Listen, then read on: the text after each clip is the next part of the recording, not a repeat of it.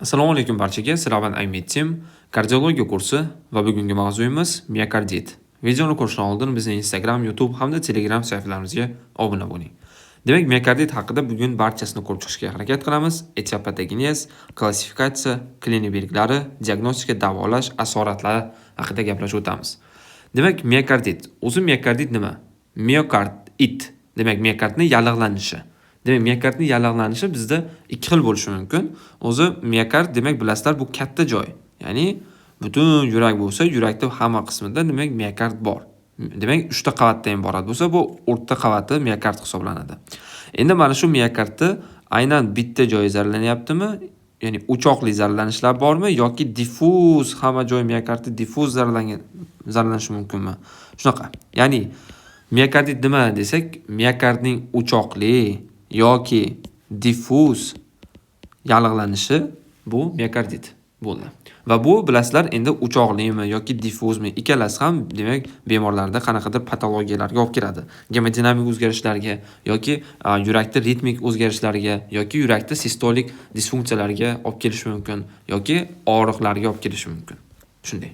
Demak, etiologiyasini ko'ramiz. Bu o'zi polietiologik kasallik, ya'ni miokarditni asosan bitta etiologiyasi bor deb aytib keta olmaymiz. Bu yerda juda ham ko'p sabablari bor. Bu bo'lishi mumkin infeksiya, toksik moddalar, dorilar, autoimmun kasalliklar, radiatsiya va boshqa kasalliklar kirishi mumkin.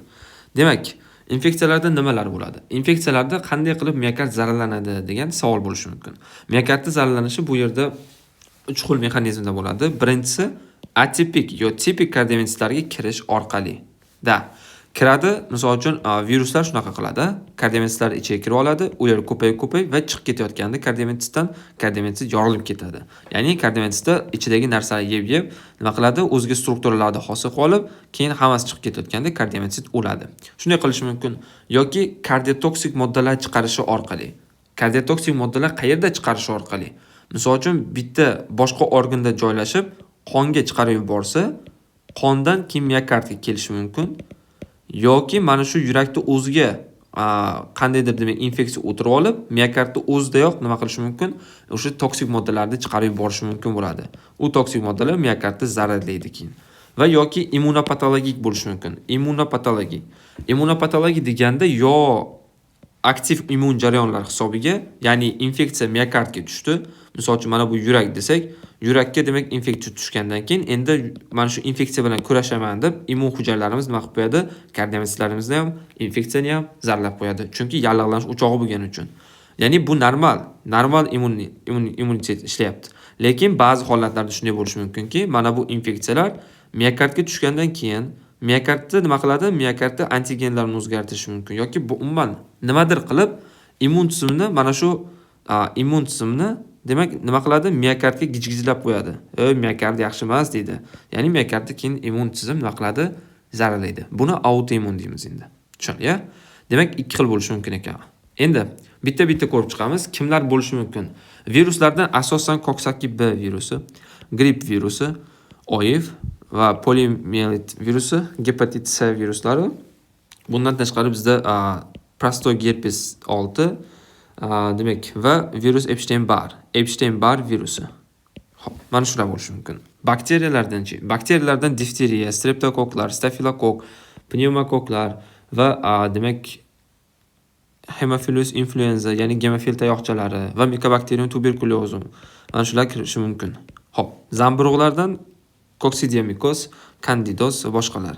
Demak, mana shu infeksiyalardan asosan kimlar bo'lishi mumkin? Eng ko'pi bu viruslar hisoblanadi. Ya'ni viruslar post-viral, ya'ni virusdan keyingi miokardit ko'proq uchraydi. Yo, o'tkir virusli infeksiya fonida miokardit rivojlanish ehtimoli balandroq bo'ladi, misol uchun bakteriyalardan nisbatan olib qaraganda. Endi viruslar bilasizlar nima qilar ekan? Viruslar bizda kardiometitlar ichiga kiradi. Kardiometit ichiga kirgandan keyin endi nima qiladi? 3 xil narsa qilishi mumkin. Antigenni o'zgartirib qo'yishi mumkin yoki nima qiladi? Antigen o'zgarib qolsa, antigen ya'ni virus mana shu hujayra ichiga kirib antigenni o'zgartirib qo'yadigan bo'lsa, mana shu kardiometitda antigenni o'zgarib qolsa, immun tizim keladida tekshirganda buni nima qiladi? Tanimaydi, natijada o'ldirib yuboradi bu kardiometitni. Bu ham kardiometitni zararlanishiga olib kelyapti. Xo'p, yoki ikkinchi usuli bor. virus replikatsiyasi hisobiga, ya'ni boshida hozir aytib ketganimizdek, virus nima qiladi? Ichkari kiradi. Ichkari kirgandan keyin u nima qiladik? U ko'payadi. Bu yerda ko'p viruslar hosil qilib, keyin tashqariga chiqib ketayotganda kardiometrisda o'lib ketadi shunday bo'lib. Ya'ni bu ikkinchi o'lish usuli va uchinchi o'lish usuli bu autoimmun jarayon. Ya'ni miokardga qarshi, demak, aytdik, qayrab qo'yadi mana shu nimani. Immun tizim dedik. Xo'p, endi immun hujayralar orqali hujum. Ya'ni immun hujayralar orqali hujum, demak, mana shu antigen o'zgarsa bo'lar ekan. Endi bakteriyalarchi? Bakteriyalar bizda do'stlar nima qilishi mumkin? Bakteriyalar ba'zilari kardiometrisda ichiga kirishi mumkin va asosan toksinlar chiqarish orqali kardiometrlarni zararlaydi. Tushundingmi? Kardiometrlarni zararlaydi ekan. Misol uchun difteriya egzotoksin bor. Difteriya egzotoksin bu nima qiladi? Bu demak mana shu kishishni infeksiya, demak bu endi nima qiladi? Toksinlarni o'zini mana shu qonga ichiga kirgizib yuboradi. Qon tomiri orqali keyin bu nima qiladi? Yurakka keladi. Yurakka kelgandan keyin kardiometrlarda har bittasiga bu toksin kiradi, hujayra ichiga kiradida aynan o'sha beta oksidlanish jarayonlarini bloklab qo'yadi. Beta oksidlanish nima edi o'zi? Beta oksidlanish orqali ular nima qilishadi? ATF hosil qilishadi. Kimlar? Kardiometrlar. Nimadan? Bular aynan yog' kislotalardan, fatty atsidlardan, demak beta oksidlanishga kiradi fatty atsid va shundan ATF hosil qilishadi. Endi tasavvur qilinglar, bu asosiy, ya'ni asosiy ozuqasi, asosiy demak benzini bu fatty atsid hisoblanadi yurakda. Demak, mana shular endi ishlamasa, glyukoza ham bor bu yerda. Lekin glyukoza unchalik darajada ko'p ATF hosil qilib bera olmaydi. Tushundingmi? Bitta fatty atsiddan hosil bo'ladigan ATFlar ko'p. Glyukozadan faqat 2 ta yoki 36 ta bo'lishi mumkin. Aerob jarayonda. Demak ATFlar hosil bo'lar ekan. Endi ATFlar hosil bo'lishni buzib qo'ysa, ular nima qila olmaydi? O'zining vazifasini bajara olmaydi. Birinchidan nima bo'ladi? Disfunksiya bo'ladi. Va disfunksiyadan keyin sekin nima qiladi? Normal o'zining strukturasini, ya'ni mana shu kanallarda, ion kanallarda demak normal holatni ushlab tura olmaydi. Misol uchun natriy kaliy fazani ushlab tura olmaydi. Boshqa demak ATF fazalarida nima qila olmaydi? Masalan, qisqargandan keyin kalsiyni chiqarib olish kerak bo'ladi. Unaqa ATF fazalar ishlamay qoladi. Ularga ATF yetishmay qoladi. Natijada nima bo'ladi? Strukturaviy o'zgarish bo'lib, o'lib ketadi keyin. Shunaqa. Yoki beta gemolitis streptokoklarda eslaringda bo'lsa, aynan revmatik, o'tkir revmatik qismida ba'zi kardiotoksik moddalari bor deganmiz. Ulardan ostreptalizin va kardiogepatik toksin, bular kardiometrlarda o'limiga sababchi bo'ladi. Bular ham o'zi miokardga kelib o'ldirmayapti. Bular nima qilyapti? Aynan masalan faringit yoki tanzilit chaqirib, o'sha lokal joydan toksinlarni ko'p miqdorda chiqarib qonga va qondan miokardga kelyapti. Tushundingmi? Demak, keyingisi toksik moddalar, ya'ni toksik. Bularda endi kelinglar eksogen va endogenlarga bo'la olamiz. Ya'ni eksogen bizda organizmdan hosil bo'lmagan toksin va endogen bo'lishi mumkin. Ya'ni bizda organizmimizda o'zida hosil bo'lgan toksinlar bo'lishi mumkin. Misol uchun eksogen toksinlarga alkogol. Alkogol nima qiladi? Bu bizda ko'p ichsa odam, ko'p ichib yuraversa, surunkali alkogolizm bo'ladigan bo'lsa, bu nima qiladi? Aynan yog'li miokardga olib keladi. Ya'ni yog'li distrofiyasiga olib keladi. Miokardni aynan yog'li distrofiyasiga olib keladida, demak, yog'li distrofiyasiga olib keladi va yog'li distrofiya bo'lgandan keyin u miokardit, ya'ni miokardni normal nimasi buziladi. Aynan normal strukturalari, normal oziqlanishi buzilib, miokardit chaqirish ham mumkin. Va bizda keyingisi iskazi bilan zaharlangandan keyin ham miokardit rivojlanishi mumkin. Qanday qilib? Ikki xil yo'li bor. Iskazi bilasizlar, nima qiladi? Organizmda gipoksiya chaqiradi. Lekin gipoksiyaning ham 5 xil turi bor. Aynan qaytadan asosiy patogenetik mexanizmga qarab. Demak, ulardan qaysi birlarini chaqiradi desa, gemik gipoksiya chaqiradi. Qanday edi u gemik? Gemik gipoksiya qon tomirida yurgan eritrotsitlardagi gemoglobinga nima qiladi? Aynan gemoglobinlarga, mana shu gemoglobin desa buni, bunga nima qiladi? Is gazi qo'shilib oladi. Is gazi qo'shilib olgandan keyin kislorodni eritrotsit tasha olmay qoladi. Ya'ni is gazi bor-ku menda deb eritrotsitga qaramaydi ham. Tushungan gemoglobin. Va shunday qilib kislorod kamayadimi? Kamayadi. Yoki shunday qilishi mumkinki, bizda nima aynan mitoxondriyalarga ta'sir qilishi mumkin. Mitoxondriyalarda elektron transport chain degan narsa bor. Ya'ni elektron transport zanjiri. Shu orqali hamma hujayralarda ATF hosil bo'ladi. Hamma hujayralarda aynan mitoxondriyasi bo'lsa, o'sha mitoxondriyali hujayralarda ATF hosil bo'ladi. Lekin u nima qiladi? Mana shu elektron transport chainda demak bir nechta komplekslar bo'ladi. Kompleks ishchi deb o'ylang. Ishchini qo'lini nima qilib qo'yadi? Kesib qo'yadi bu. Tushunga? Ya'ni kompleks to'liqroq aytadigan bo'lsak, kompleks to'rga ta'sir qiladi, kompleks to'rni ichishdan chiqaradi. Natijada mitoxondriya ichdan chiqdi. Ya'ni bu degani kislorod bor. Kislorod bo'lsa, kardiyamiz ichiga kislorod kirsa ham, u kislorodni ishlata olmaydi. Onun natijasida nima qiladi? Bu natijasida ATF o'ta kamayib ketadi. ATF o'ta kamayib ketib, o'lib ketishi va miokardit hosil qilishi ham mumkin. Va chayon zahri ham demak miokardit chaqirishi mumkin va og'ir metallar ham demak miokarditga sababchi bo'lishi mumkin, do'stlar. Og'ir metallar. Xo'p, demak bu tushunarli. Keyingisi endotoksinlar. Xo'p, endotoksinlar nima u? Endotoksinlar bizda organizmda o'zini demak toksinlari. Nimalar? Misol uchun uremiya. Ya'ni uremiya qachon bo'ladi? Misol uchun o'tkir buyrak yetishmovchiligida uremiya.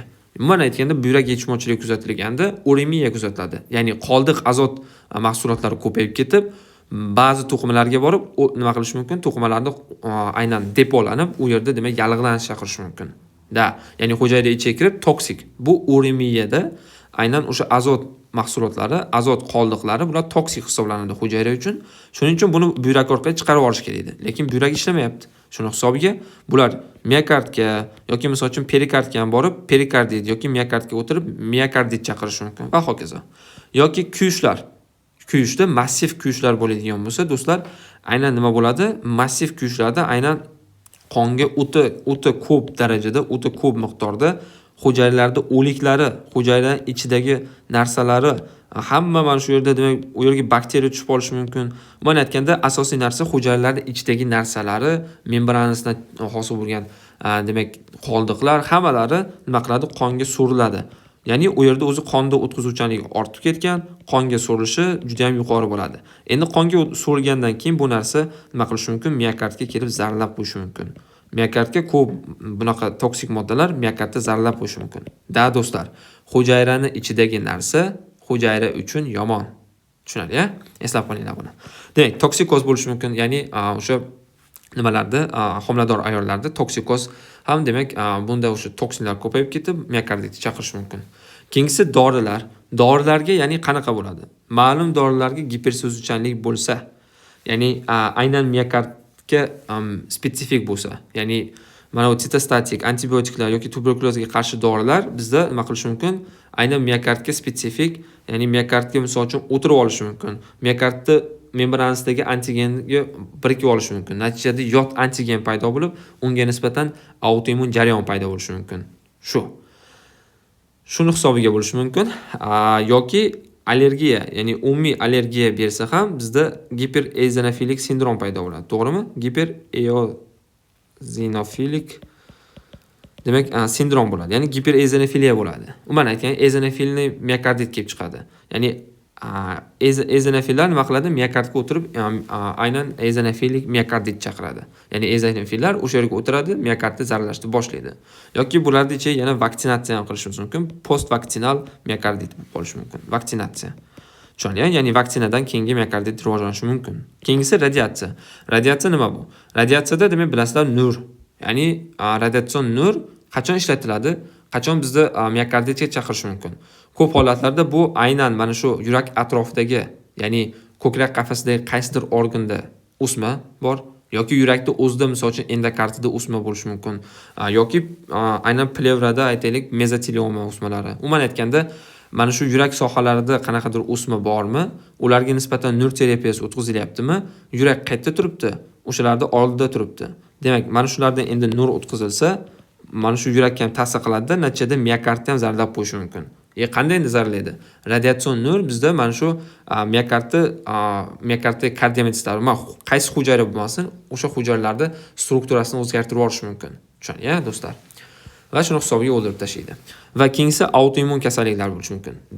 Autoimmun kasalliklar fonida miokardit chaqirishi mumkin. Ya'ni nima bo'lishi mumkin? Sistemali qizil yuguruk, revmatik isitma, revmatoid artrit, poliomiyelizit va Kawasaki kasalliklari va hokazo. Bularda ham nima qilish mumkin? Bularda har bittasini mexanizmini gaplashib o'tirmaymiz, qanday zararlashni, lekin bularda ham nima bo'ladi? Autoimmun kasallik kelib chiqadi. Xo'p, asosan bu yerda immun komplekslar, umuman immun komplekslar miokardga o'tirib qolishi hisobiga bo'lishi mumkin. Bir umumiy qilib aytadigan bo'lsak, Va ikkinchisi bu aynan to'g'ri, ya'ni miokardga to'g'ridan to'g'ri immun tizimimizni nima qilishi mumkin? Immun tizimimiz misol uchun immunoglobulинlarni hosil qilib, miokardga to'g'ridan to'g'ri zararlashi mumkin. Tushunarli? Yo immun kompleks qondan miokardga surilib tushib qolishi mumkin, yoki immun tizimimiz antitanlarni spetsifik mana shu miokardlarga qarshi ishlab chiqarib, ularni zararlashi mumkin. Tushunarli? Demak, patogenez endi qanday bo'ladi? Ya'ni endi bildik.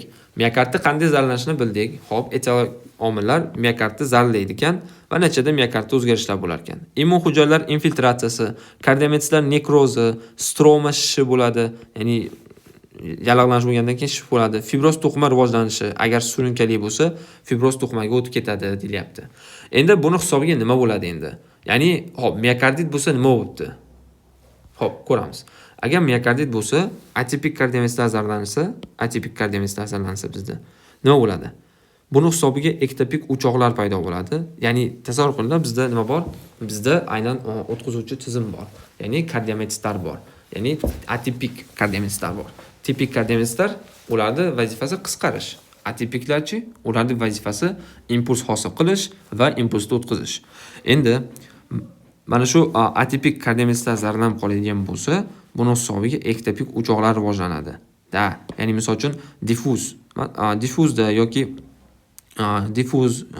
diffuz miokarditda, o'sha diffuz miokardda zararlanishida yoki o'choqli bo'ladimi? O'sha atipik kardiometlar zararlab qo'yadigan bo'lsa, ektopik o'choq paydo bo'lib, natijada aytaylik ekstrasistoliya paydo bo'lishi mumkin. Agar ektopik o'choqlar ko'p bo'lib ketsa, fibrillatsiya rivojlanib ketishi mumkin. Yo supraventrikulyar yo ventrikulyar va hokazo. Yoki o'tkazuvchi tizimda mana shu AV blokada yoki aytaylik intraventrikulyar blokadalar, ya'ni intraventrikulyar deganda aynan puchoq gisi tutamini to'liq yoki chap yoki o'ng oyoqchalarni blokadalari kuzatilishi mumkin do'stlar. Tushundingmi? Blokada bildik nimaligini, ya'ni qanday kelib chiqishini ham bildik. Demak, bu qachon bo'lar ekan? Atipik kardiometlar zararlasa. Endi bizda tipik kardiometlar bor. Tipik kardiometlar zararlansa-chi? Tipik kardiometlar zararlansa bizda sistolik disfunksiya kelib chiqadi. Ya'ni bu soniga qarab. Aytaylik, yurakda 100 ta kardiometr deb tasavvur qiling. 60 tasi yo 70 tasi zararlansa, o'ta. Bu degani bu miokard, ya'ni bu yurak o'zini nima qila olmaydi, o'zini vazifasini bajara olmaydi. Umuman aytganda, tipik kardiometlar o'lsa, tipik kardiometlarda asosan shu tipik kardiometlar o'lib ketsa, bunda sistolik disfunksiya kelib chiqadi do'stlar. Ya'ni sistola bu qisqarish. Yurakning vazifasi nima?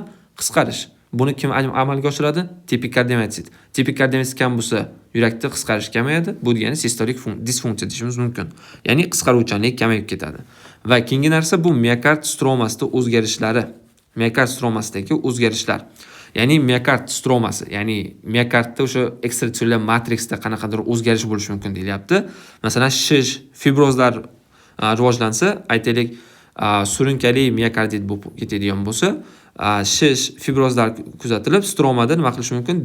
Diastolik disfunksiya va kardiometlar sekin-sekin nima bo'lib, o'lib sistolik disfunksiyaga sekin-sekin olib borish mumkin. Nimaga diastolik disfunksiya kelib chiqadi? Shish yoki fibrozlarda sababi shish va fibrozlar aynan mana shu yurakda diastol vaqtida kengayishga xalaqit beradi. Misol uchun fibroz nima bu? Fibroz qattiq to'qima desak tasavvur qilsang, aynan bizda fibroz qancha ko'p bo'lsa, shuncha uni yurakda kengayishi shuncha kamayib ketadi. Shuning uchun diastolik disfunksiya kelib chiqishi mumkin. Lekin do'stlar, miokarditda asosiy narsa kardiometlar baribir zararlanadi. Kardiometlar zararlanishi hisobiga bizda asosiy narsa miokarditda sistolik disfunksiya bo'ladi va bundan tashqari aritmiyalar rivojlanishi kuzatiladi. Sistolik disfunksiya degani do'stlar, nima bu? Sistolik disfunksiya. Sistolik disfunksiya degani bu yurak yetishmovchiligi, ya'ni yurak yetishmovchiligi kelib chiqadi. Endi miokardit bo'ldi, srazu yurak yetishmovchiligi bo'lib qoladimi? Yo'q, bu nimaga bog'liq deyapmiz? Bu qancha darajada zararlanganligiga va qancha vaqt ichida zararlanganiga bu bog'liq bo'ladi. Tushundingmi do'stlar? Demak, va e'tibor beringlar, surunkali miokardit bo'lsa, asoratlari sifatida dilatatsion kardiomiopatiyaga o'tib ketishi mumkin do'stlar. Shuni ham eslab qolamiz. Demak, miokarditdan ko'pincha asorat sifatida dilatatsion kardiomiopatiya kelib chiqish ehtimoli balandroq bo'ladi. Misol uchun, kardiomiopatiyalarni olib qaraydigan bo'lsak, hammasini dilatatsion kardiomiopatiya kelib chiqishi ehtimoli balandroq bo'ladi. Misol uchun, restriktiv kardiomiopatiya kelib chiqishi mumkin edi, misol uchun fibroz hisobiga. Lekin baribir biz aytyapmiz, miokarditda asosiy o'ladigan hujayralar bular kardiometlar. Sistolik disfunksiya bo'ladi. Buni xulosa dilatatsion kardiomiyopatiya tushuna olamiz. Demak, keyingisi klassifikatsiya. Klassifikatsiyani do'stlar, buni o'qib olamiz. Bu yerda hozir qiyin joy yo'q. Va keyingisi klinik belgilar. Klinik belgilar, ya'ni qanaqa klinik belgilar orqali biz miokarditni boshqa kasalliklardan, misol uchun OKSlardan, o'tkir koronar sindromlaridanmi yo aytaylik stenokardiyalar, boshqa stenokardiya turlarimi yo perikarditdanmi yo endokarditdanmi qanday farqlab olishimiz mumkin? Farqlay olmaysiz do'stlar. Ya'ni klinik belgilari miokarditni klinik belgilari, ya'ni mana bu klinik belgilari hisobiga miokardit deb ayta olmaysiz. O'ta nospetsifik miokarditni klinik belgilari. Shuning uchun diagnoz qo'yishda asosiy demak bizda narsalar bular aynan anamnez va bundan tashqari bizdagi aynan diagnostik usullar, ya'ni diagnostikamiz hisoblanadi. Instrumental diagnostikalarimiz. Demak, klinik belgilar nima bo'ladi? Xo'p, bunda klinik belgi bo'ladi. Ya'ni bo'lmaydi emas, ya'ni nospetsifik. Qanaqa? Kardial belgilar bo'lishi mumkin yoki boshqa belgilar bo'lishi mumkin. Boshqa belgilar ya'ni etiologik belgilar deb qo'ydik o'zimiz. Ya'ni bu nima degani? Etiologiya kim bunga sabab bo'lyapti? Virusmi? Virusda asosiy boshqa qanaqadir nima bo'lishi mumkin? Belgilari bo'lishi mumkin va miokardit chaqirgan bo'lishi mumkin. Yoki autoimmun jarayonmi? Autoimmun jarayonlarda ham, misol uchun autoimmun kasalliklarning o'ziga spetsifik qanaqadir belgilari bor va miokardit chaqirishi mumkin. Ya'ni kardial belgilar chaqirishi mumkin. Kardial belgilarga nimalar kiradi? Kardial belgilar deganda do'stlar, demak bularga kardialgiya, ya'ni yurakda og'riq, yurak sohasida og'riq bo'ladi. Sababi bu miokardda kechyapti. Kardialgiya bo'lyapti. Xo'p, bundan tashqari yurak yetishmovchilik belgilari kuzatilishi mumkin. Aritmiyalar rivojlanishi mumkin va hokazo. Demak, mana shular bo'ladi. Asosiy 3 ta kardial belgilar bo'ladi. Demak, endi e'tibor beringlar. Bunda isitma ham chiqishi mumkin. Kardial belgiga qo'shilib qo'yibdi, lekin isitma chiqishi mumkin. Endi e'tibor beringlar, kardial belgilar yengil darajadan, bu degani kardialgiya bo'lmasdan, yurak yetishmovchiliklar belgilari ham bo'lmasdan, demak, aritmiya onda sonda paydo bo'lib o'tib ketishi mumkin yoki og'ir yurak yetishmovchiliklari belgilarigacha bo'lishi mumkin, do'stlar. Xo'p, kardialgiya qanaqa spesifikligi bor? Spesifikligi bor. Qanaqa? Irradiatsiya bermaydi. Bu o'sha OKS dan farq qiladi. Ya'ni o'tkir koronar sindromdan o'sha farq qilyapti. Xo'p, sanchuvchi yoki bosuvchi og'riq yo'q. Ya'ni sanchuvchi va bosuvchi og'riq bo'lishi mumkin va doimiy va to'lqinli bo'lishi mumkin. Ya'ni doimiy og'riq turishi mumkin yoki to'lqinli. Bir paydo bo'lib, yo'q bo'lib, paydo bo'lib, yo'q bo'lib. Shunaqa.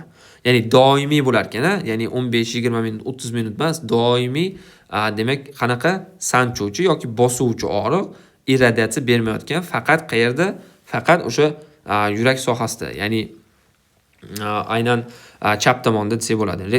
Sternondan chap tomondagi faqat lokal og'riq bo'lyapti. Chuqur nafas olganda kuchayadi. Jismoniy yoki emotsional zo'riqishlarga bog'liq emas. Ana. Demak, ya'ni bu o'sha stabilniy stenokardiya напряжение, ya'ni zo'riqish stenokardiyasidan o'sha farqlab oldik. Endi aritmiyalar rivojlanishi mumkinmi? Rivojlanishi mumkin. Qaysi turlari? Ava blokada, ya'ni blokadalar rivojlanishi mumkin yoki taxikardiyalar, ya'ni ekstrasistoliya bo'lishi ham mumkin. No, ko'proq ava blokada va supraventrikulyar yoki ventrikulyar taxiaritmiyalar. Misol uchun aytaylik, bo'lmachalar fibrillatsiyasi, bo'lmachalar demak hilpillashi bir xil edi, yoki trepidaniya предсердия bo'lishi mumkin va hokazo. Yoki ventrikulyar taxikardiyalar, o'sha ventrikulyar fibrillatsiyalar rivojlanishi mumkin. Keyingisi yurak yetishmovchilik belgilari. Bu yurak yetishmovchilik belgilari endi miokardit asosan qayerda kechyapti? Chap tomondami? Demak, chap tomonlama yurak yetishmovchiligi. O'ng tomondami? O'ng tomonlama yurak yetishmovchilik belgilari yoki ikkalasi ham bir xilmi? Demak, biventrikulyar yurak yetishmovchilik belgilari. Bo'ldi. Demak, miokarditda endi kardiologiyasi bilan stenokardiyani demak farqlab olishimiz kerak. Qanaqa? Birinchi bo'lib, anamnezdan virusli infeksiyani yaqinda o'tkazganmi yoki shuni fonida kechyaptimi yurak og'rig'i? Agar shunaqa bo'lsa, demak miokarditga o'zi ketdi plyus. Stenokardiyada bunaqa bo'lmaydi. Ya'ni 2 kun oldin misol uchun qattiq o'tkir virusli respirator infeksiya bo'ldi va keyin stenokardiya rivojlandi shuni hisobiga deb ayta olmaymiz. Bu stenokardiya sababi boshqa. Miokarditga yallig'lanish bo'lgani uchun demak bir-biriga ulangan. Ya'ni aytdik, viruslardan keyin rivojlanishi mumkin yoki virusni fonida ketishi mumkin dedik, virusli kasallikda. Og'riq davomiyligi. Og'riq davomiyligi do'stlar aynan X, ya'ni aniq emas. Bu minut bo'lishi mumkin, yoki soatlar bo'lishi mumkin, yoki doimiy og'riq bo'lishi mumkin. Stenokardiyalarda 15, 20, 30 minutgacha bo'lishi mumkin. Og'riqning jismoniy zo'riqish bilan bog'liqligi kimda bo'ladi? Stenokardiyada bo'ladi, bunda bo'lmaydi. Og'riqning nafas bilan bog'liqligi. Chuqur nafas olsa ham, demak miokarditda og'riq bo'ladi, bunda og'riq o'zgarmaydi. Va og'riqning lokalizatsiyasi. Og'riq lokalizatsiyasi qayerda? Yurakda apexida, bu retrostenar og'riq bo'ladi. Nitroglitserin kimga yordam beradi? Qayerda qon yetishmovchilik bo'lyapti? O'sha yerda. Ya'ni bu degani stenokardiyada. Ya'ni bunda yordam bermaydi. Miokarditda yordam bermaydi ekan. Tushunarli do'stlar. Demak, dalsha diagnostikamizga keldik. Diagnostikada endi nima qilishimiz kerak? Diagnostikamizda demak EKG. EKGda nima ko'ramiz? Miokardit, ya'ni bu kardiomiyotit zararlanyapti. Kardiomiyotit zararlangani uchun kardiomiyotit zararlanishini ko'rsatadi. Ya'ni esta elevatsiya, aritmiyalar bo'lishi mumkin. O'sha ektopik o'choqlar paydo bo'lib qolsa va hokazo. Ehokardiografiya qilamiz. Ehokardiografiyada nima ko'ramiz? Asosan aynan patognomik belgilar mavjud emas, ya'ni mana bu miokardit ekan deb ayta olmaymiz, lekin yurakning funksional holatiga va differensial diagnostikada yordam beradi. Ya'ni yurakning funksional holatiga baho berishda yordam beradi. Misol uchun qisqaruvchanligi yoki o'sha razmerlarni ko'ramiz va hokazo. Laboratoriya analizlardan demak giperfermentemiya, ya'ni laktat dehidrogenaza oshgan, ya'ni o'sha kardiomiyotit ichidagi narsalar hammasi nima bo'lib ketgan? Qonga chiqib ketgan. Yallig'lanish belgilari bo'lishi mumkin yoki bo'lmasligi ham mumkin. Ya'ni bu laboratoriya analizlar endi bu nimaga bog'liq? Jarayonda qanchalik o'tkirligiga bog'liq. Qancha o'tkir bo'lsa, mana shular hammasi bo'lishi mumkin. Autoimmunoglobullar bo'lsa, demak, miokardga qarshi aytaylik nospetsifik bo'ladi, ya'ni misol uchun antinuklear antibodies bo'lsa va bu sistemali qizil yugurukda antigenlar paydo bo'lgan bo'lsa, mana bular hozir ko'payayotgan bo'lsa, yurakda lokal og'riq bo'lsa, bo'ldi, miokardit autoimmun fonida bo'ldi. Rengen bo'lishi mumkin. Rengenda nima ko'ramiz? Rengenda do'stlar kardiomegaliya ko'rishimiz mumkin yoki bo'lmasligi mumkin va katta qon aylanish doirasini belgilari. Ya'ni kishi qon aylanish doirasi yoki kishi qon aylanish doirasida demak dimlanish belgilari kuzatilishi mumkin demoqchi.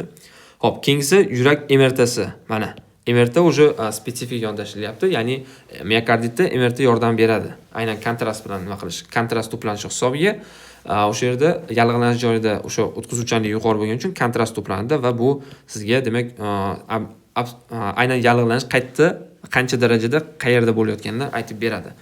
Va gold standartlardan, ya'ni lekin hamma joyda qilinmaydi bu, lekin bu qilinsa demak o'sha aniq bo'ladi. Yurak endomiokardial biopsiyasi. Bundan siz miokarditga tashxis qo'ya olasiz va miokardit qaysi turiga, ya'ni har xil turlari bor.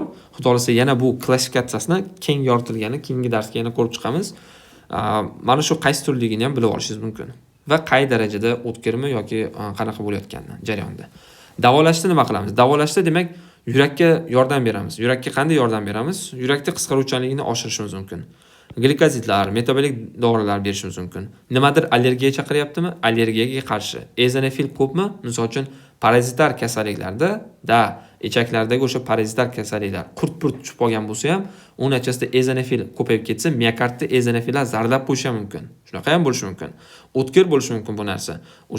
O'sha nima qilishimiz mumkin? Parazitlarga qarshi va eozinofillarni kamaytirishga yo'naltirilgan terapiya qilishimiz mumkin. Etiyotrop davolash degan bo'qchimiz. Va yallig'lanishga qarshi preparatlar berishimiz mumkin do'stlar. Do'stlar, bu asoratlari bor yana. Asoratlardan demak nima kelib chiqishi mumkin? Asoratlardan demak birinchi o'rinda bu intrakardial trombozlar va tromboemboliyalar. Nimani hisobiga? Sistolik disfunksiyani hisobiga. Xo'p, sistolik disfunksiya nima bo'libdi?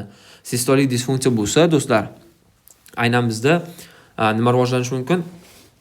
Sistolik disfunksiya kuzatilsa, bizda qon nima bo'lib qoladi? Qon yurakda qolib ketib qoladi. Qon aynan yurmay tursa, undagi trombotitlar bir-biriga agregatsiya qilib yoki endokardga adgeziya qilib nima qilishi mumkin?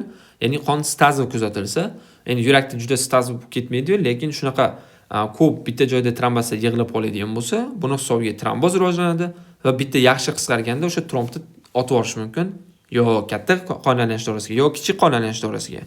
Ko'p holatlarda qaysi biri bo'ladi? Ko'p holatlarda do'stlar kichik qon aylanish doirasida, ya'ni aynan misol uchun diffuz miokardit rivojlansa ham asosiy belgi bilasizlar, diffuzda ikkala qorinchalar zararlandi va asosan nima bo'ladi? O'ng qorinchaning belgilari, ya'ni o'ng qorinchaning sistolik disfunksiyasi ko'proq rivojlangan bo'ladi va shuni hisobiga demak kichik qonlanish doirasiga tromb chiqarib olish ehtimoli balandroq bo'ladi. Ya'ni rivojlanishi mumkin tela. Ya'ni tromboemboliya ligachnoy arteriya, o'pka arteriya tromboemboliya rivojlanishi mumkin. Ko'proq demak kichik qonlanish doirasida emboliyalar, tromboemboliyalar rivojlanishi mumkin ekan. Va keyingisi to'satdan yurak o'limi. To'satdan yurak o'limi qanaqa bu? Ya'ni bu yerda asosiy narsa patogenez bo'ladi. Ya'ni patogenezda asosiy narsa aritmiya bo'ladi. Ya'ni aritmiya nimani hisobiga bo'lyapti? Ya'ni to'satdan yurak o'limi deganda, misol uchun odam yurib ketyapti, tap etib o'lib qoldi. Demak, bu nimani hisobiga bo'ldi? Aritmiya hisobiga. Aritmiyaga nima sabab bo'ldi? Aritmiyaga miokardit. Demak, miokardit hisobiga demak birdaniga nima bo'lishi mumkin? To'satdan yurak o'limi bo'lishi mumkin. Yo bu blokadaning hisobiga bo'lishi mumkin. Yo bu demak fibrillatsiyalar, misol uchun ventrikulyar fibrillatsiyalar rivojlanishi hisobiga yoki blokadaning hisobiga kelib chiqqan demak ventrikulyar tahikardiyami yoki aritmiyalar hisobiga ham kelib chiqqan bo'lishi mumkin. Tushunarli do'stlar? Demak, to'satdan yurak o'limi ham hech qanaqa yurakdan jalba qilishdan oldin yurak og'rimadi, yurakda misol uchun nafas yetishmovchilik belgilari bo'lmadi, birdaniga nima bo'lib qoldi? Birdaniga o'sha nafas yetishmovchilik o'tkir bo'lib, endi o'sha aritmiya hisobiga endi baribir nima qiladi? Otib berishi baribir qiyin bo'ladi. Endi qaysi otib berishi nima bo'ladi? Qonda qiyin bo'ladi, nafas yetishmovchilik aniq bo'ladi va birdaniga o'lib qoladi. Tez o'lib qoladi. Dilatatsion kardiomiyopatiya rivojlanishi mumkin, buni aytdik va 4-chi narsa bu mitral yetishmovchiligi. Mitral yetishmovchiligi ko'proq mana shu klapan yetishmovchiligi har xil turlari bo'lishi mumkin. Nimaga mitral yetishmovchilik deyapmiz? Masalan, chap qorincha dilatatsiyasi hisobiga bo'lishi mumkin. Yoki papillar muskullarida zararlanishi hisobiga ham yo mitral yetishmovchilik regurgitatsiya yo trikospidal regurgitatsiyalar rivojlanishi mumkin. Lekin ko'p holatlarda mitral aynan regurgitatsiya ko'proq bo'lar ekan, do'stlar. Do'stlar, bugungi mavzu shulardan iborat edi. Qandaydir xato yoki kamchiliklar bo'lgan bo'lsa, uzr so'raymiz. Barcha rahmat, salomat bo'linglar.